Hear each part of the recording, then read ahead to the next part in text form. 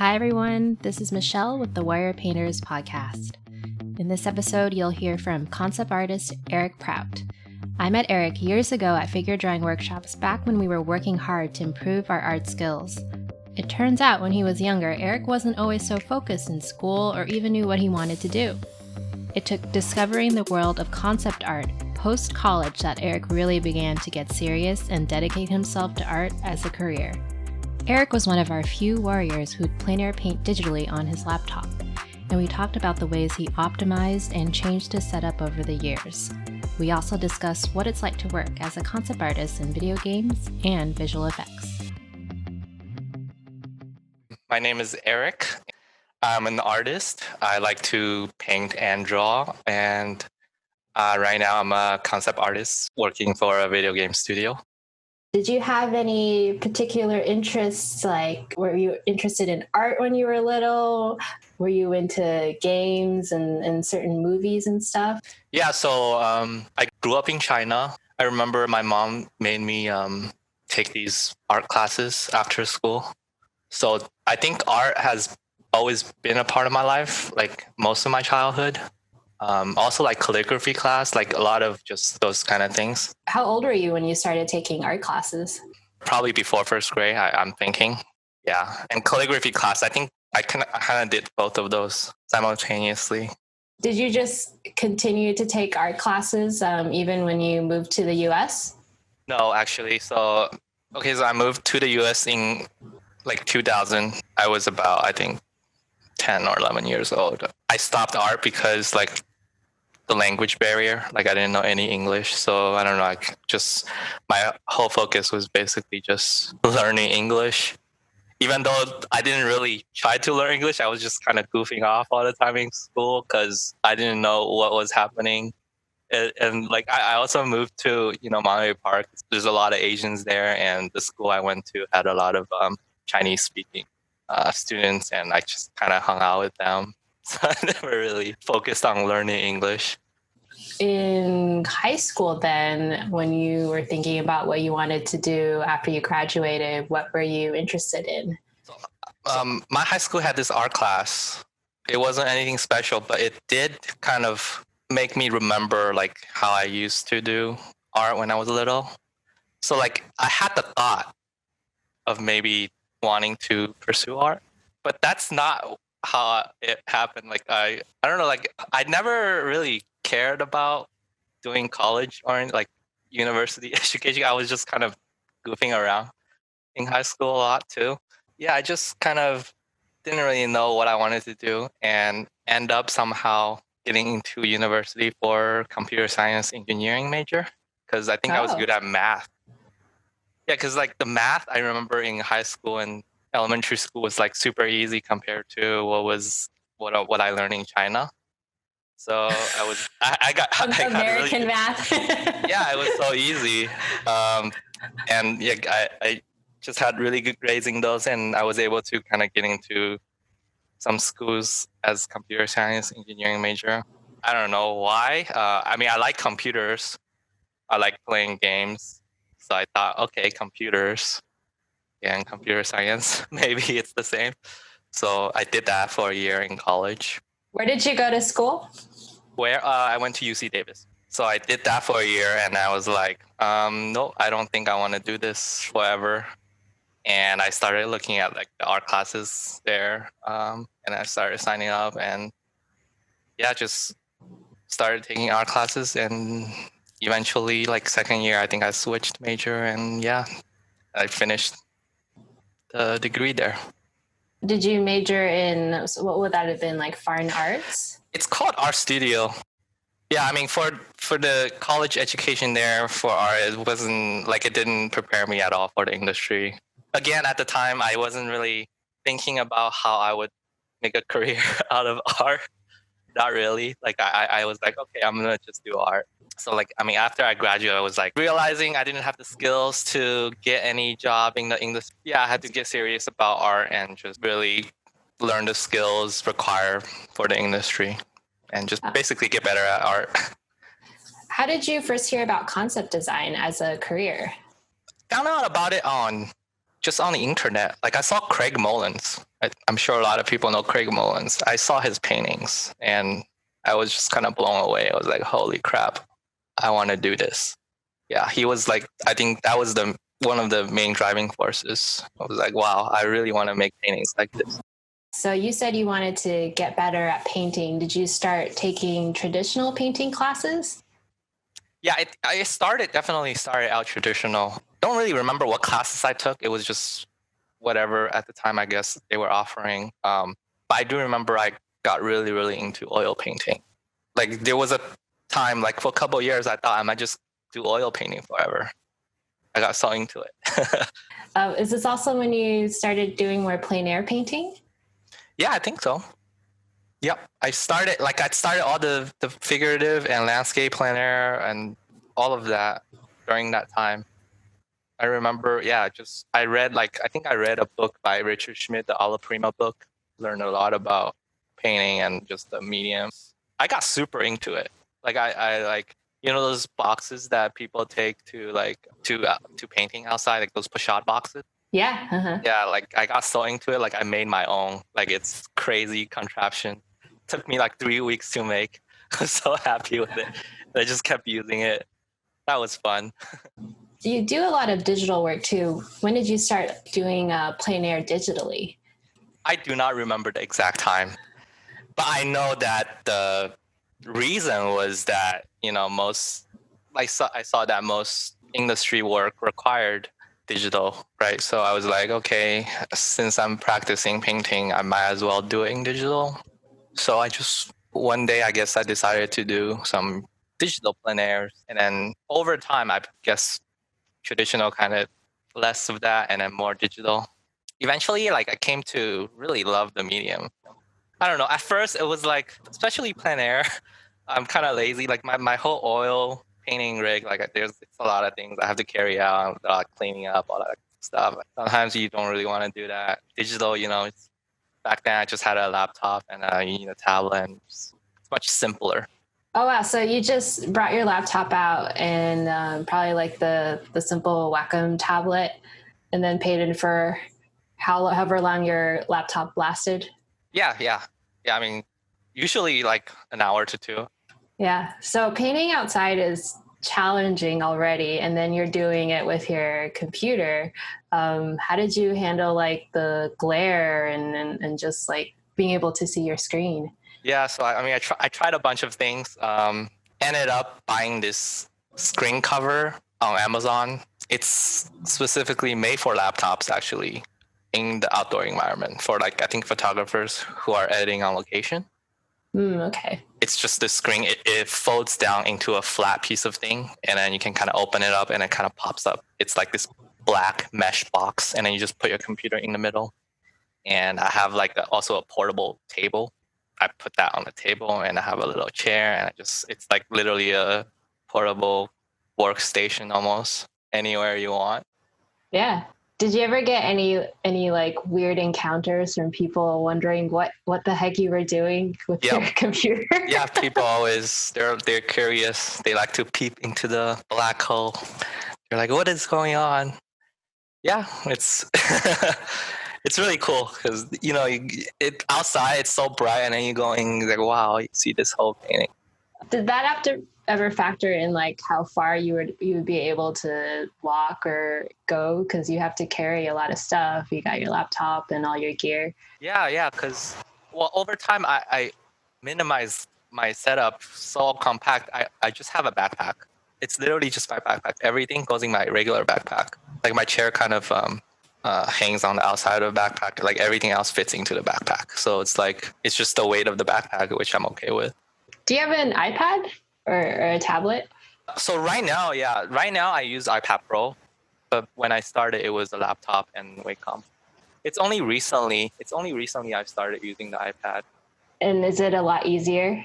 Oh yeah, so much easier. Like I don't even use the glare thing anymore, just because like I can kind of iPad's light. Like you can hold it in a lot of ways. You can you find a shade spot, and then you can hold it in a way where like there's not much stuff in the back, and it works out really well. What program are you painting in? Right now I'm using Adobe Fresco. Oh, Adobe Fresco. I haven't tried that. How is that? I really like it. It's I think it's one of the best on iPad right now. Really? I have a lot of installed. Like I used to use Procreate. I've tried Heavy Paint, obviously. So Adobe Fresco is like made specifically for painting. So like it's got a lot of the Photoshop features, but like it's just more geared towards painting. It's really cool. Like a lot of you can kind of import your Photoshop brushes directly into Fresco, and it would just be translated almost seamlessly. Yeah. And this is just for iPad, right? Yeah. Yeah, it's for iPad. It's for a couple of Windows computers. I think the Surface Pro or something like that. It's not available on like just regular Windows or Mac. So back to your profession and stuff. So you were studying, working on your painting and I assume your design skills as well. So how did you land your first job in the industry? It was sort of a long journey for me. Like after I graduated college, like I started to learn to get better at art. Like I kept on. I remember, I think it was for like 4 or 5 jobs. I would basically get the job.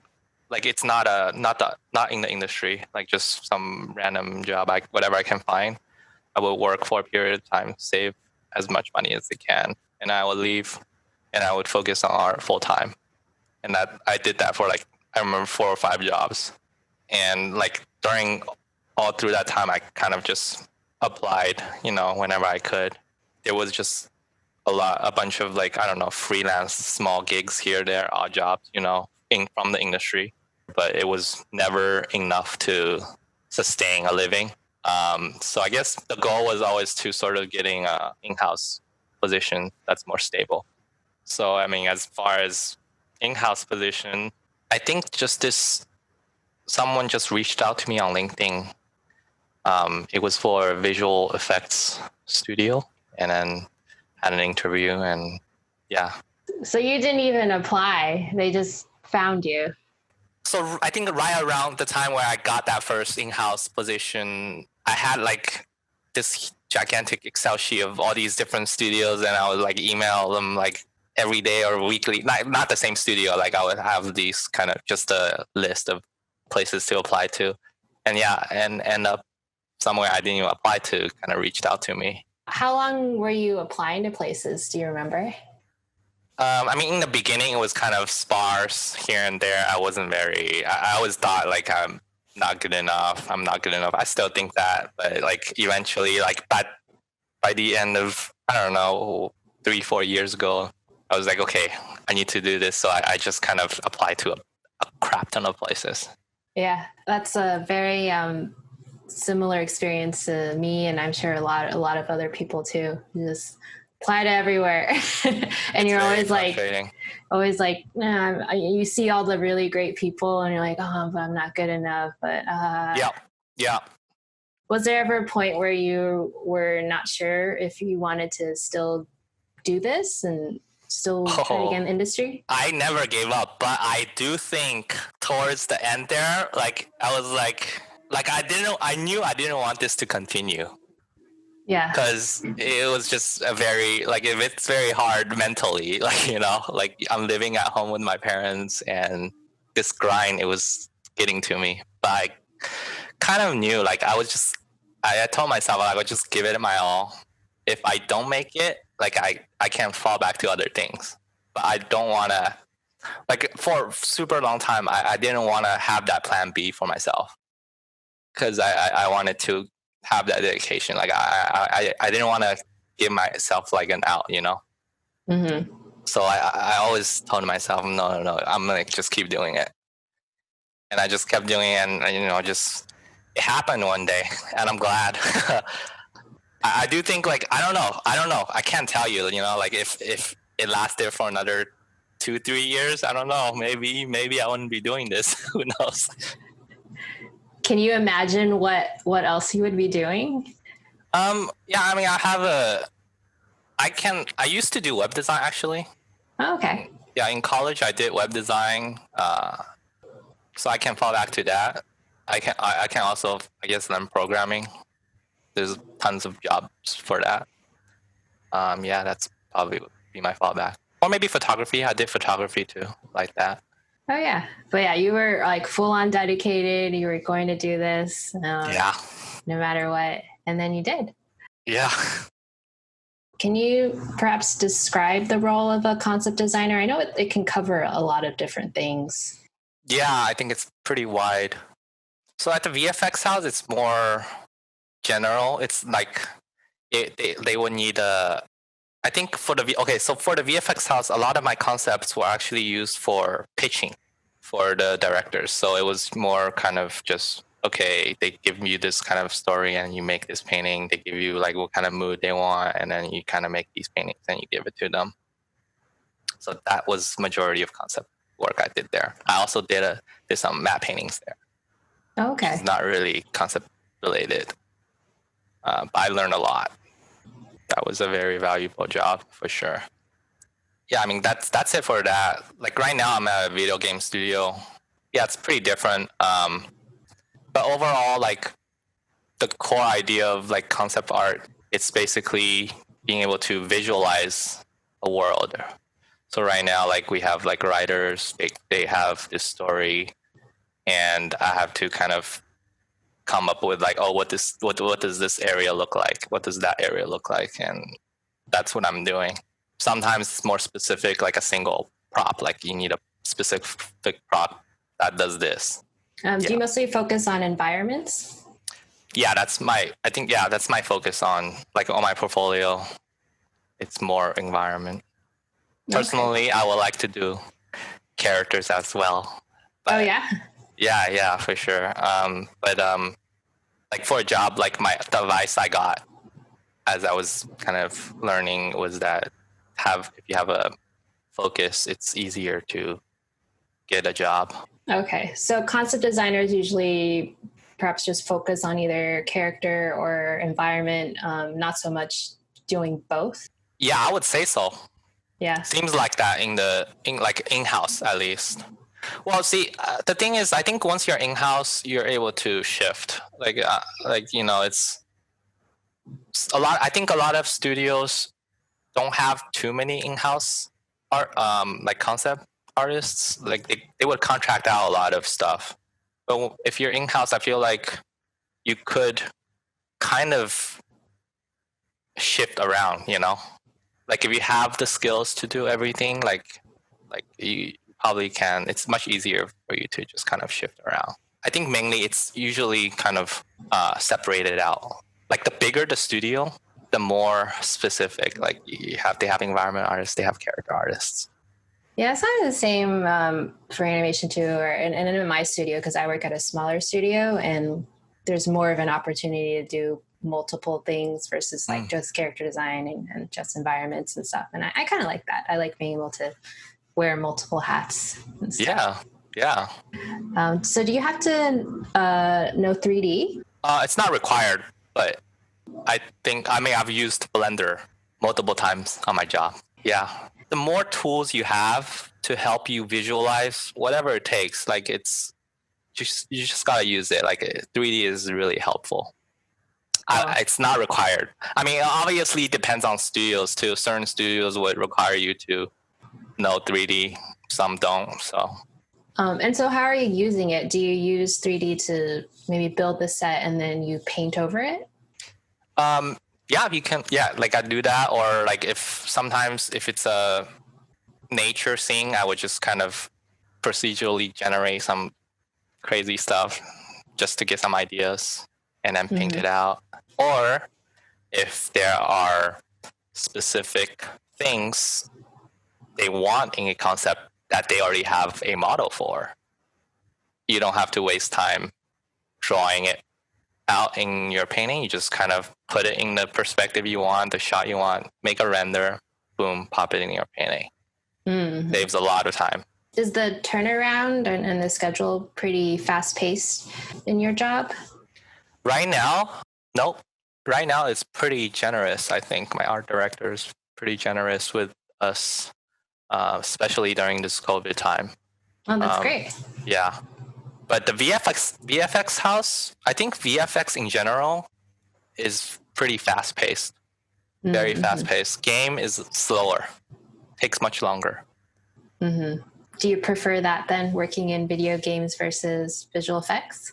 I think I enjoy the slower pace right now. It's not like, I just like, sometimes I like spending more time on a idea as opposed to like I have to finish, like trying to rush something. Yeah.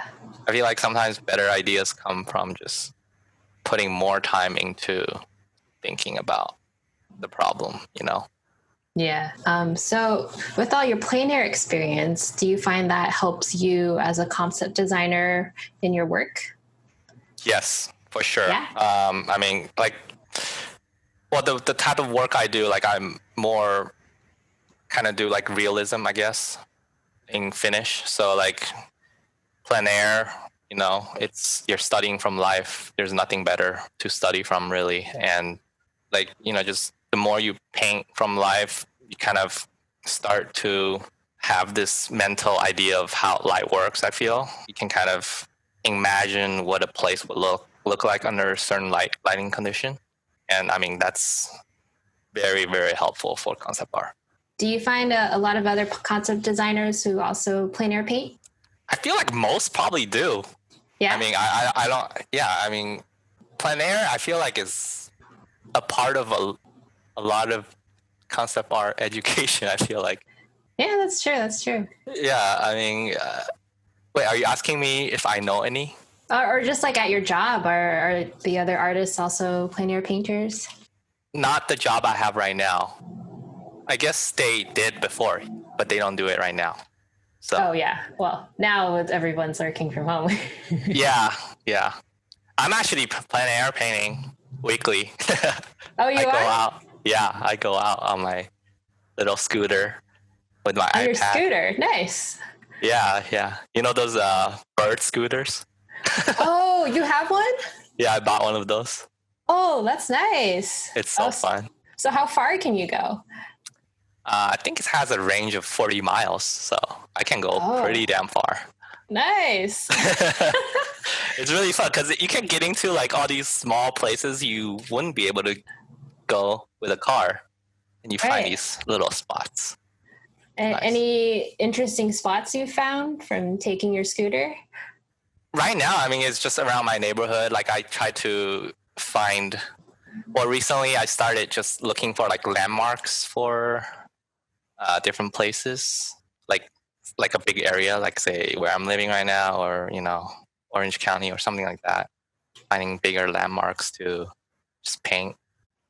Yeah, I mean, I've found places in like little alleyways, random trash can or something. Has a very interesting lighting condition. I just sit there and paint. It's funny. I've noticed a lot of artists always bring up trash cans. It's just like, trash cans. Can I paint a trash can? I just painted a trash can. You did? I went to this super nice. I went to this park, got many nice views, and I ended up painting the trash cans in the park. Did it just have like the perfect lighting, and you wanted to capture it? Yeah, I don't know why. It just inspired me somehow. Yeah, that's the thing of being an artist. You can be inspired by anything, by trash. Yeah, exactly. That's what I like about it, you know. It doesn't have to be anything like grand, right? Just anything. Yeah. So before pandemic, did you ever travel and take your paints with you? Yeah, I did. Well, yeah, I remember I was going to Grand Canyon. I had like my whole setup. Oh, nice. Yeah. Digital, actually, not paints. And a laptop back then. Yeah. Did you do their, because they have some pretty cool hikes there. Oh, yeah. Yeah, right. I did the hike. I went up and I did the painting. Didn't work out too well because wind. Yeah, I was blowing on the thing that it didn't work out too well. Oh, man. So you didn't get to do that much painting there?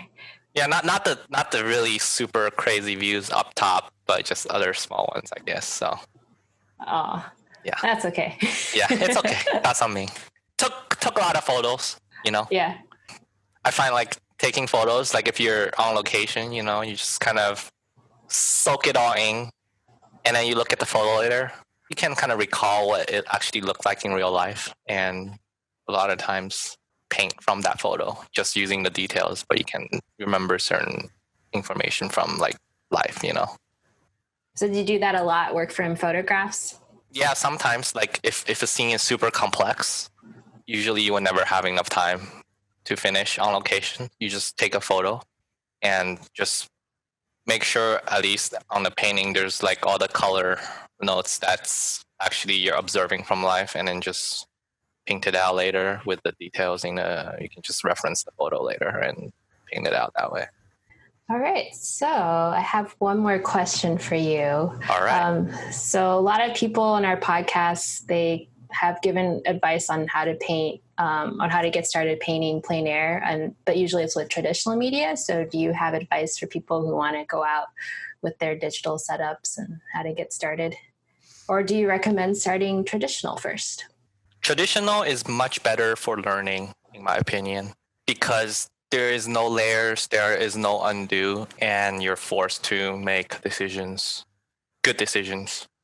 And with digital, it kind of makes you think your decisions don't matter, and you just kind of end up doing a lot of useless things, and that's a waste of time. Or use heavy paint. Actually, I think heavy paint is actually really good for like beginning painters. Like it kind of forces you to. It's basically like traditional. Like it forces you to make really strong decisions. So, as far as advice I don't think there's anything specific digital plein air advice. I mean, stay away from the sun. Glare is bad. Have a chair. I think that's important for digital, because with traditional painting, a lot of times if you have like a easel setup or like a tripod, you can stand paint. With digital, it's really hard to stand and paint, and it's very uncomfortable to sit on the floor. Having a chair just kind of gives you more opportunity to paint basically wherever you want. Well, thank you, Eric. Thanks for taking the time to talk to me. Yeah, thank you, Michelle. Thank you for inviting me. Thanks for listening. We love hearing from you, so please leave a comment and share your thoughts. If you enjoyed this podcast and want to see more from the Warrior Painters, please consider donating to our Gumroad. You'll find the link in our description. Thanks, and see you again soon.